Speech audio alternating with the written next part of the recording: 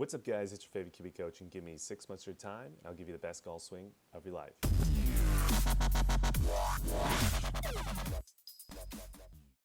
So welcome back to the channel. In this particular video, we have another client before and after video for you today.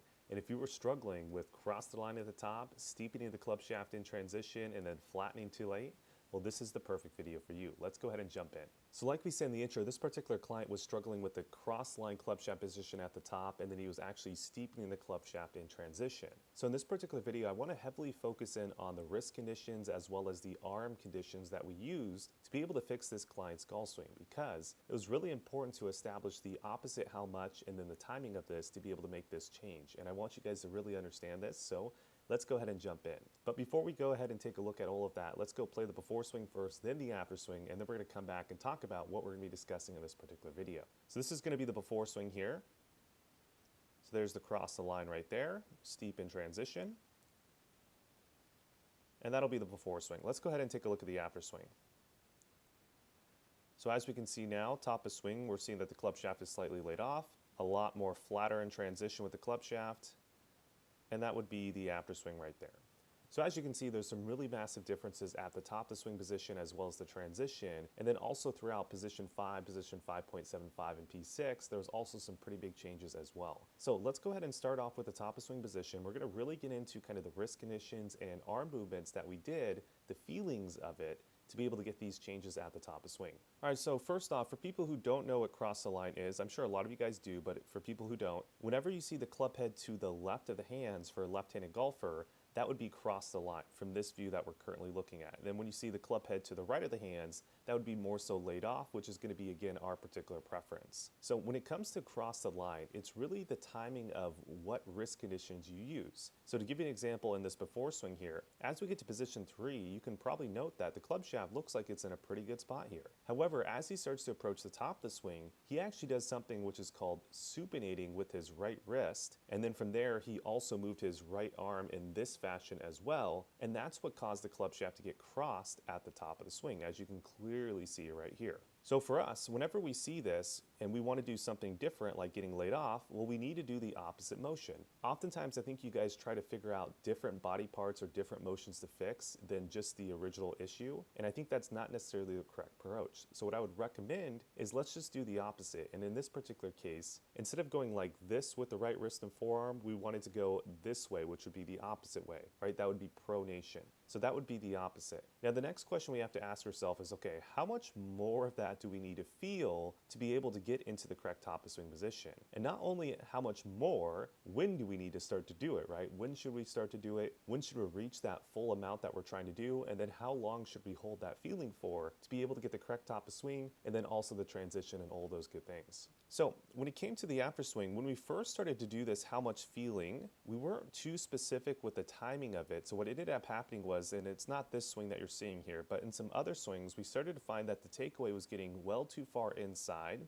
And then towards the top of the swing, he was actually getting into the laid off position that we wanted. But then what was happening in transition was he was really steeping in the club shaft because he was so flat at P2. He was trying to move the center mass of the club head to align with the center mass of the hands, but it was at the wrong time, so we were doing it in transition and getting pretty steep. So once we actually got the timing of when to do it, which for us, we were trying to start the feeling right around shoulder height, that how much mount was going to be 100%, right? So we're trying to flatten it as much as we possibly can. And then from there, we were trying to hold it all the way until our hands get right around belt buckle height on the downswing. Once we actually got the timing element to that, that's when you get to see this swing that you're currently looking at. So as you can see with this swing, as we get towards the top, the club shaft is now more so in a laid off position. Now I still think there's a slight bit of a steepening move there. If you kind of look in closely, let me zoom in here for you guys to see that. Just a little bit of a steepening move, which we're going to ultimately try to get rid of, but it's a whole lot better position than where he was in the before swing, which we're going to start highlighting now. But the main point I wanted you guys to get there was, when you look at the how much, it's going to be the opposite body motion of what's currently happening. If you're cross the line for a left-handed golfer, it's this motion as opposed to this motion. So do the opposite of that. Establish how much you're trying to feel, then establish when you're trying to start,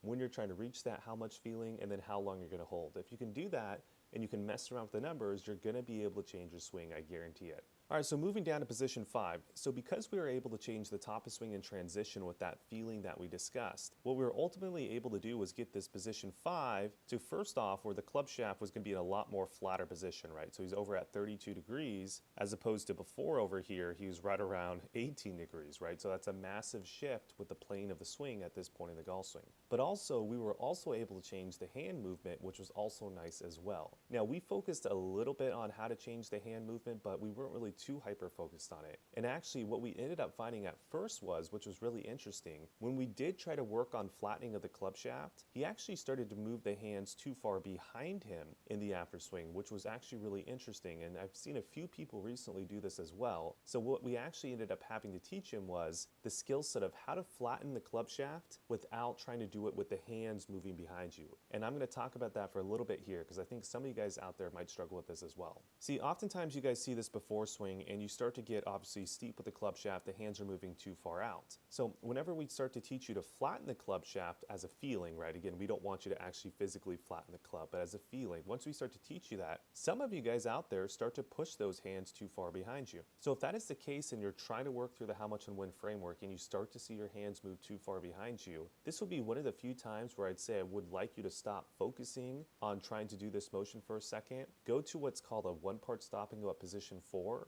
and try to actually flatten the club shaft while moving your hands too far out towards the golf ball. Now, this is obviously something we don't want to do in real life, but what needs to happen is you have to understand the skill set of how to flatten the club shaft without trying to move the hands behind you. So to do that, you can move the hands too far out in front of you with that one-part stop and go, and then try to flatten the club shaft. And that's actually what we did with this player, so we could have that skill set and not have to actually push the hand so far behind us to flatten the club shaft. Now, why is the reason you guys do that? Well, I think oftentimes whenever you're trying to move the club head lower to the ground, you tend to just do it with moving your hands behind you. I think that's the natural reaction for some of you out there. So you have to fight that. You have to learn how to actually flatten the club shaft independently of the hand path movement. If you can learn that skill set, then from there, once you become competent in that, you can go back to the how much and when framework like we did with this client, and then you're able to start getting some pretty good results just like this client was able to do right here as well. All right, that's it for you guys on YouTube, but before you guys click off the video, let me give you some quick wrap-up points for you guys to take home.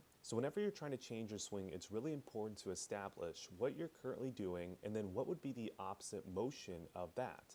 So in this case, for this player, he was going this way with his wrist, which is getting him across the line at the top. So the opposite motion would be this way. Then from there, once you have the opposite motion, you need to establish how much you're trying to feel of that opposite motion. As much as you possibly can, maybe just a little bit. It's going to change from person to person, but you need to establish that beforehand. And then from there, you need to establish the timing of when you're going to start the motion, when you're going to reach that full amount that you're trying to work towards, and then how long you're going to hold it. If you can do that, mess around with the numbers, spend about a couple hours, I guarantee you, you're going to see some great results with your swing, and you're going to be able to start changing the positions you've been always trying to change. Now, if you continue to struggle and you want a professional's help and you want us to hold your hand and actually get you through it with my help, well, go ahead and sign up for the Kiwi Coach 6-month program. We'd love to help you out. There'll be a link down below. Go through there and sign up. Also, make sure to sign up for the membership site while you guys are there as well. It really helps this channel. And like, comment, subscribe, share, all that good stuff, and I'll see you guys in the next video.